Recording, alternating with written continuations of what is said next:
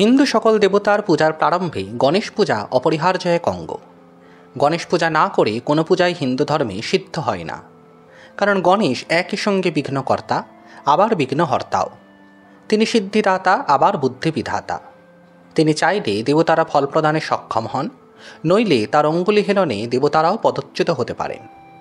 এই ভয়ঙ্কর প্রতাপের জন্যই গণেশ ভয় ভক্তিতে আজও প্রথম পূজ্য হয়ে রয়েছেন। তবে দুর্গাপূজায় গণেশের ভূমিকা শুধু প্রথম পূজ্যতায় সীমাবদ্ধ নেই, তিনি দুর্গাপূজার অবিচ্ছেদ্য এক অঙ্গ। ষষ্ঠীর বোধনের পর সপ্তমীতে দেবীর মুখ্য পূজা হবার পূর্বে এই গণেশের উদ্দেশ্যে একটি স্বতন্ত্র ঘট বসানোর কথা বলেছে দুর্গাপূজার সকল পুঁথি। কল্পারম্ভ ঘট, বোধন ঘট, গণেশ ঘট ও দেবী ঘট, এই চতুর্ঘটময় পূজাই দুর্গাপূজা।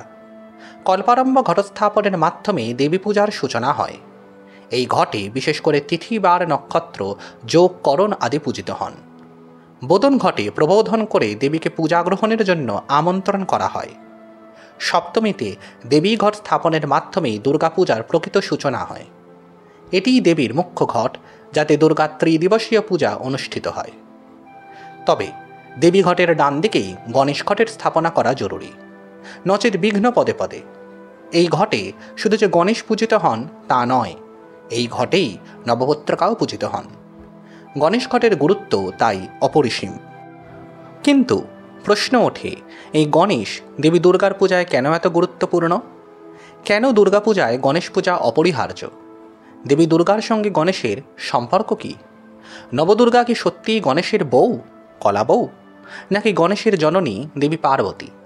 আসুন আজ আমরা দুর্গা পরিবারে গণেশ তত্ত্ব সম্পর্কে আলোচনা করব। নমস্কার বন্ধুগণ, আমার নাম সুরজ, আর আজকের আমাদের কথাবাচকের নিবেদন দুর্গা পরিবারে গণপতি। আজকের পর্বটি আপনাদের পছন্দ হলে লাইক ও শেয়ার করবেন, মতামত জানিয়ে সমৃদ্ধ করবেন আমাদের এই প্রচেষ্টাকে। তাহলে আসুন শুরু করা যাক। দুর্গাপূজা কলির অশ্বমেধ যজ্ঞ বলে পরিচিত, আর এই অশ্বমেধ যজ্ঞের অশ্বকে গণপতি বলা হয়েছে আমাদের বেদশাস্ত্রে। প্রাচীন বৈদিক সভ্যতায় অশ্ব সাক্ষাৎ ভগবানের মর্যাদা পেয়েছে। এই অশ্বরূপী পরব্রহ্ম গণপতিকে আবাহন করা হতো তার নিত্যশক্তি রূপা অম্বিকার সঙ্গে। শুক্ল যজুর্বেদে বলা হচ্ছে, অম্বে অম্বিকে অম্বালিকে ন মানয়তি কশ্চন স শস্তশকঃ সুভদ্রকাং কাম্পিল্যবাসিনীম গণানান্ত্বা গণপতিগং হবামহে প্রিয়ানান্ত্বা প্রিয়পতিগং হবামহে নিধীনান্ত্বা নিধিপতিগং হবামহে বসো মম আহমজানি গর্ভধমা ত্বমজাসি গর্ভধম। অর্থাৎ, হে অম্বে, হে অম্বিকে, হে অম্বালিকে, আমাকে কেউ এই অশ্বের সমীপে নিয়ে আসে না। এই কুৎসিত অশ্ব কাম্পিল্যবাসিনী সুভদ্রকাকে নিয়ে শায়িত রয়েছে। আমরা গণের মধ্যে যিনি গণপতি তাকে আহ্বান করি, যিনি প্রিয়দের প্রতি প্রিয়পতি তাকে আহ্বান করি, সেই নিধিদের প্রতি নিধিপতিকে আহ্বান করি। এসো হে বসুরূপ অশ্ব, তুমি আমারও পতি হও। তোমার গর্ভধমা আমি আকর্ষণ করি, তুমি তা নিক্ষেপ করে গর্ভ সঞ্চার করো। অশ্বমেধের অশ্বের নাম গণপতি। মহীধর টিকায় বলা হচ্ছে, গণপতিং গণানাং মধ্যে গণপতিং গণরূপেণ পালকম প্রিয়ানাং বল্লভানাং মধ্যে প্রিয়পতিং প্রিয়স্য পালকম নিধীনাং সুখনিধীনাং মধ্যে নিধিপতিং সুখনিধেঃ পালকং ত্বা হবামহে। অর্থাৎ, সমস্ত গণের মধ্যে গণরূপে যিনি পালন করেন তিনিই গণপতি। বল্লভাগণের মাঝে তিনি প্রিয়তর, তাই তিনিই প্রিয়পতি। তিনি সমস্ত সুখনিধির পতি, তাই তিনিই নিধিপতি। অশ্বমেধ যজ্ঞের মুখ্য উপাস্য এবং বলিদেবতা যশ্বকে গণপতিরূপে পূজা করে তাকে অম্বিকা নাম্নে শক্তির সঙ্গে সম্মিলিত যুগলরূপে উপাসনা করার কথা বলা হয়েছে শুক্ল যজুর্বেদে। গণপতি অশ্ব নিজের শক্তির সঙ্গে বিহার করে পূর্ণানন্দে মগ্ন হয়ে যজ্ঞকুণ্ডে সমর্পিত হতেন। শুরু হতো অশ্বের মেধ দিয়ে অশ্বমেধ যজ্ঞ।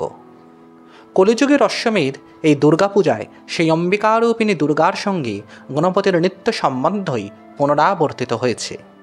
তবে প্রচলিত বিশ্বাস অনুসারে দেবী দুর্গা গণেশের জননী, গণেশের শক্তিরূপে আমরা দুর্গাকে চিনি না। কিন্তু আমাদের তন্ত্রশাস্ত্রে বেদের সেই অম্বিকাপতি গণপতির কথাই কিন্তু প্রতিধ্বনিত হয়েছে। মেরুতন্ত্র মতে দুর্গার বিভিন্ন রূপ গণেশের বিভিন্ন রূপের সঙ্গে পূজনীয় বলে উল্লেখিত হয়েছে। যেমন অষ্টাক্ষরী মূলদুর্গার গণপতি হলেন দুর্গবিনায়ক। দুর্গা দেবী যা দুর্গা বধার্তে সেবিত গণহা, অর্থাৎ দুর্গমাসুরকে নাশ করতে দুর্গা দেবী যে গণেশের পূজা করেন তিনি দুর্গ গণপতি। অপরদিকে মহিষাসুরকে নাশ করতে দেবী দুর্গা পাশপানির পূজা করেন বলে উল্লেখিত হয়েছে। यदान महिषं शक्ता घातितं বিন্ধ্যবাসিনী বজ্রস্তদা কৃতনেন মহিষা येन ঘাতিতः, অর্থাৎ যার কৃপাভিন্ন বিন্ধ্যবাসিনী মহিষকে মারতে অক্ষম ছিলেন সেই পাশপানি গণপতির কৃপায় দেবী দুর্গা বজ্রের মতো সুদৃঢ়া হয়ে মহিষকে বধ করেন। একইভাবে মেরুতন্ত্রে বলা হচ্ছে জয় দুর্গার সঙ্গে পূজিত হবেন খর্ববিনায়ক, শূলিনী দুর্গার সঙ্গে পূজিত হবেন লম্বোদর বিনায়ক, গৃদ্ধ দুর্গা অর্থাৎ জ্বালামুখীর সঙ্গে পূজিত হবেন কূটদন্ত বিনায়ক, সপ্তকোটেশ্বরী চণ্ডিকার সঙ্গে পূজিত হবেন সিংহতুণ্ড বিনায়ক। এইরূপে দুর্গা ও গণেশের যুগলোপাসনার উল্লেখ করেছে মেরুতন্ত্র। বস্তুত শক্তি ছাড়া গণেশ পূজা হয় না, গণেশ ছাড়া শক্তি পূজা হয় না। আর তাই মেরুতন্ত্র বলছে শক্তিং বিনা গণেশো না শক্তিশ্চাপি ন তং বিনা তস্মদ বুধৈঃ সাধনীয়ঃ সর্বথা শক্তি সঙ্গমঃ, অর্থাৎ শক্তি বিনা গণেশ অবস্থান করেন না, গণেশ ভিন্ন শক্তিও অবস্থান করেন না। তাই বুধগণ সর্বদা শক্তির সহিত সংযুক্ত গণেশেরই আরাধনা করেন। আর এই কারণেই গণেশের সঙ্গে নবপত্রিকা রূপিণী নবদুর্গার সম্বন্ধ স্বামী স্ত্রীবৎ রূপে কল্পিত হয়েছে বঙ্গদেশে। লৌকিক বিশ্বাস অনুযায়ী এই নবপত্রিকা মানে কলা বউ, গণেশের বউ। এই ধারণাটি কিন্তু সম্পূর্ণ অমূলক নয়। মেরুতন্ত্র যেমন সেই কথার স্পষ্ট ইঙ্গিত আমরা দেখতে পেলাম, সেই একই কথা গণেশ পুরাণোক্ত মহাগণেশ সহস্রনাম স্তোত্রমেও পুনরাবর্তিত হয়েছে। সেখানে মহাগণেশের একটি নাম হল নবদুর্গা নিষেবিত। এই নবদুর্গা নিষেবিত নামের ব্যাখ্যা করেছেন ভাস্করাচার্য। দুর্গায়া নবকুষ্মাণ্ডা চন্দ্রঘণ্টাদয় বিদাহা প্রসিদ্ধাস্তাভিরড্যাৎপন নবদুর্গা নিষেবিতঃ, অর্থাৎ কুষ্মাণ্ডা চন্দ্রঘণ্টা প্রমুখ যে নবদুর্গা প্রসিদ্ধ, সেই নবদুর্গার দ্বারা সেবিত বলেই ভগবান গণেশ নবদুর্গা নিষেবিত। বিনায়ক তন্ত্রমতে দুর্গা গণপতির যন্ত্রাবরণেও এই নবদুর্গা গণেশের নবশক্তিরূপে পূজিতা হবেন। দুর্গা বীজং নবারেষু বৃত্তেতু মাত্রকাক্ষরান নবারেষু নবদুর্গা ভূপুরেষু দিগীশ্বরান, অর্থাৎ দুর্গা গণেশ যন্ত্রের নবারে দুর্গা বীজ ও তার বাইরে বৃত্তে মাতৃকা বীজ লিখতে হবে। সেই নবারে শৈলপুত্রাদি নবদুর্গা ও ভূপুরে দিকপালেরা পূজিত হবেন। যদিও বঙ্গদেশে নবপত্রিকায় শৈলপুত্রাদি নবদুর্গা পূজিত হন না, কাল্লাদি নবপত্র বাসিনী পূজিত হন, তবুও গণেশের সঙ্গেই তাদের নিত্য সম্বন্ধ আজও রয়েছে। তবে দ্বাদশ শতকের মাঝামাঝি সময় থেকে ভারতবর্ষে শৈব সম্প্রদায়ের আধিপত্য বিস্তার পেলে দেবী দুর্গা ক্রমশ দেবী পার্বতীর সঙ্গে অভিন্না হতে শুরু করেন। ক্রমশ তিনি পরব্রহ্ম মহিষী থেকে কৈলাসপতির সুগৃহিণী হতে থাকেন। তিনি হয়ে ওঠেন উমা হৈমবতী শিবানী। খুব স্বাভাবিকভাবে এই শৈব প্রভাবে দেবী দুর্গার সঙ্গে গণপতির সম্বন্ধ যুগলে না থেকে পর্যবসিত হয় মাতা ও পুত্রের সম্বন্ধে। উমার গাত্রমলজাত গণপতি দুর্গাপূজায় মূল স্থান অধিকার করেছেন এই শৈব প্রভাবিত বঙ্গীয় দুর্গাপূজায়। কালীবিলাস তন্ত্রে এর উল্লেখ আমরা প্রথম পাই। লম্বোদরং মহাকায়ং গজবক্ত্রং ত্রিলোচনম সর্বদেবময়ং দেবং পার্বতী নন্দনং ভজে। কালীবিলাস মতে দুর্গা পরিবারের দুর্গাদেবী পার্বতীরূপে পূজিতা হবেন। স্বাভাবিকভাবেই সেখানে গণপতি হবেন তার পুত্র। তবে এমনটা যে শাক্তশাস্ত্রে শুরু থেকেই ছিল তা নয়। দেবী দুর্গা যে পার্বতী একথা কিন্তু চণ্ডীতে উল্লেখিত হয়নি। সেখানে পার্বতী ও দুর্গা স্বতন্ত্রভাবে পূজিতা হবেন বলে উল্লেখ করা হয়েছে। কিন্তু বঙ্গীয় শাক্ত সমাজে শৈব প্রভাবের বারবারন্ত হলে সকল দেবীদের মতো দুর্গাও নিজের স্বাতন্ত্র্য হারিয়ে শিবের ঘরের লক্ষ্মীটি হয়ে ওঠেন। অপরাপর সকল দেবতা সেই শিব পার্বতীর সন্তান হয়ে ওঠেন। স্বয়ং শিব পার্বতী অবস্থান করতে শুরু করেন আদি পিতা ও মাতা রূপে। বর্তমানে যে দুর্গাপূজা প্রচলিত তা এক প্রকার পার্বতী পূজাই। গণেশ সেখানে সেই শিবের সংসারের বড় ছেলে, যার তদারকিতে সুসম্পন্ন হয় তার মায়ের পূজা দুর্গা পূজা। তবে এই গণপতি ও দুর্গার সম্বন্ধ ক্রমশ ক্ষীণ হতে থাকে কালের গতিতে। গণেশ ক্রমশ শক্তির এক অধস্তন দেবতা হিসেবে অবস্থান করতে শুরু করেন দুর্গা পরিবারে, শক্তির পরিবারে। যেমন ললিতা মাহাত্ম্য, ত্রিপুরা রহস্য এবং যাবতীয় ত্রৈপুর পূজাকল্প তন্ত্র অনুসারে দেবী ত্রিপুর সুন্দরীর উভয় পার্শ্বে রমা ও বাণী চামর ব্যজন করে থাকেন। ওদিকে মহাগণপতি এবং সুব্রহ্মণ্য দ্বারপাল রূপে দেবীলোকের দ্বারেই অবস্থান করেন। একই কথা দেবী ভাগবতী উল্লেখিত হয়েছে দেবী ভুবনেশ্বরের নিত্যধামের বর্ণনায়। তাছাড়া দেবী ভুবনেশ্বরের আবরণেও আমরা দেখতে পাই এক পরিবার পরিকল্পনা। সেখানে দেবী ভুবনেশ্বরীকে ঘিরে অবস্থান করেন গায়ত্রী সহ ব্রহ্মা, সাবিত্রী সহ রুদ্র, সরস্বতী সহ বিষ্ণু, পুষ্টি সহ গণপতি, ধনলক্ষ্মী সহ কুবের, রতি সহ কামদেব, বসুধরা সহ শঙ্খনিধি এবং বসুমতী সহ পদ্মনিধি। কালিকা পুরাণ মতে কামাখ্যা দেবীকে লক্ষ্মী ও সরস্বতী নিত্য পূজা করেন। গণপতি সিদ্ধবিনায়ক হস্তিমুখ নামে কামাখ্যা দেবীর দ্বারে বিরাজমান, সঙ্গে আছেন স্কন্দ বিশাখ। শূলিনী দুর্গার পূজাতেই সম্ভবত প্রথম আমরা দেখতে পাই এই দুর্গা পরিবারের এক পূর্ণাঙ্গ চিত্র। আকাশ ভৈরব কল্পে বলা হচ্ছে, পূর্বকোণে তু শুম্ভং চ নিশুম্ভং পশ্চিমে তথা নৈরতে ধর্মসিংহং চ বায়ব্যে মহিষং তথা আগ্নেয়াং বীরভদ্রং চ ঐশানাং ক্ষেত্রপালকম শ্রিয়ং শক্তিং চ ষট্কোণে সন্ধ্যাউত্তর দক্ষিণে পূর্বদ্বারে গণেশং চ দক্ষিণে রুদ্ররূপিণম পশ্চিমে কালরূপং চ দ্বারে ষণ্মুখমুত্তরে।